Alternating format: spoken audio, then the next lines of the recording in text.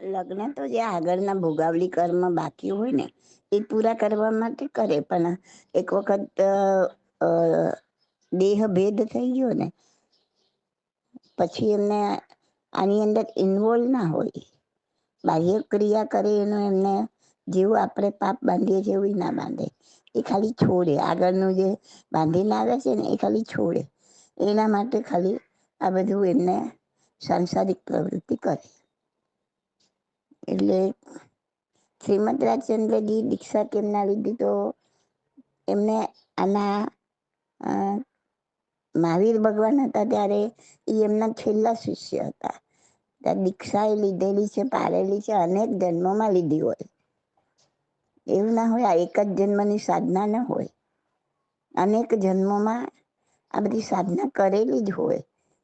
હવે એમાંથી એમનું હવે આયુષ્ય જ થોડું ઓછું રહ્યું હતું, ઓછું હતું કે 33 વર્ષની ઉંમરે કે એમ જ કઈ કાલ ધર્મ પામ્યા હતા, અને એમનું આંતરિક ચારિત્ર હતું, એમનું આંતરિક જીવન ચારિત્રમય જ હતું, ખાલી બાહ્ય કપડા નતા પહેર્યા એટલું જ, બાકી એમનું જીવન ચારિત્રમય હતું.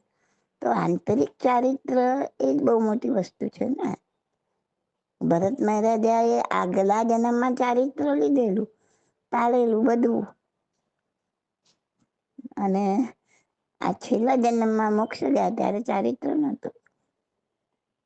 તો આપણે એમ કહી છે ચારિત્ર નતું, કેમ કે આપણને એમના ચારિત્ર ના કપડા નથી દેખાતા, પણ એમનું આંતરિક ચારિત્ર બહુ ઉત્તમ હતું, એટલે ચારિત્ર હતું જ અંતરમાં.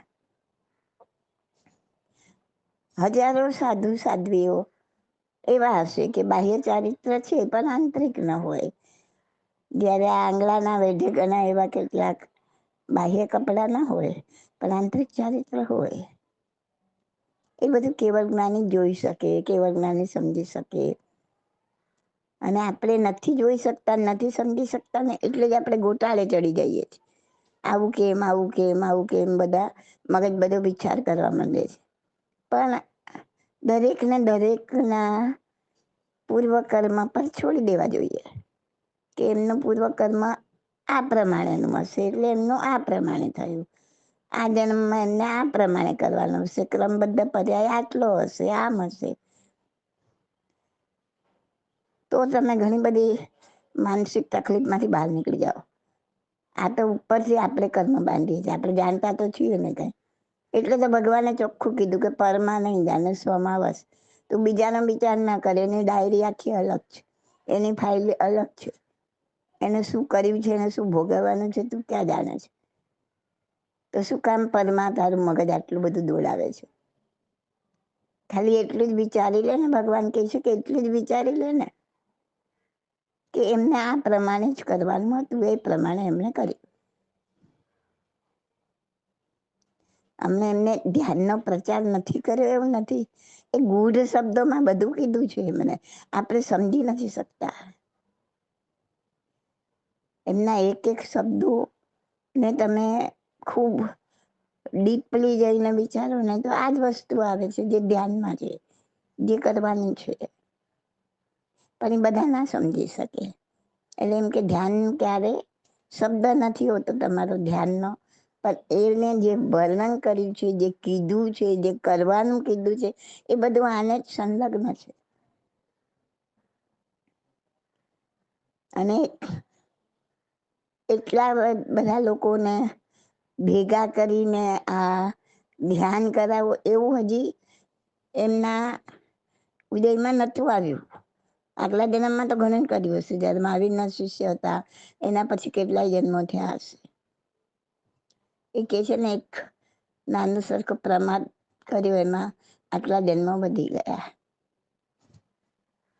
તો એ પોતે જાતિસ્મરણ જ્ઞાન તો હતું, એમને બધી ખબર હતી, એટલે એમના માટે આ જન્મમાં આટલું જ હશે, આટલે સુધી વધવાનું હશે. એક સાવ જતું રહ્યું જે આત્મધર્મ, બિલકુલ આપણે બાહ્ય ધર્મમાં જ રાચી રહ્યા હતા, એવા સમયમાં શ્રીમદજીએ આત્મધર્મનો પ્રચાર કર્યો.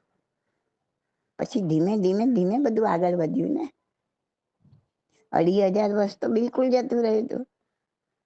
મહાવીર સ્વામીના ગયા પછી જ્યારે મહાવીર સ્વામીને ઇન્દ્રે વિનંતી કરી કે ભગવાન એક ક્ષણ વધારી દો આયુષ્યને, નહીં તો આત્મધર્મ ચાલ્યો જશે.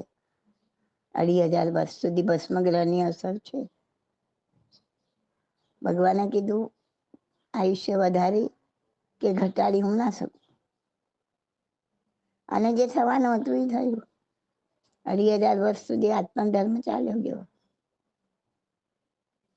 તો જે જતું રહ્યું આટલું બધું વાઈડ વસ્તુ, એ એકદમ તો નથી આવી જવાની ને, ધીમે ધીમે ધીમે આવે ને. આત્મધર્મની શરૂઆત એમને કરી, એમાંથી પછી ઘણું બધું આગળ વધ્યું.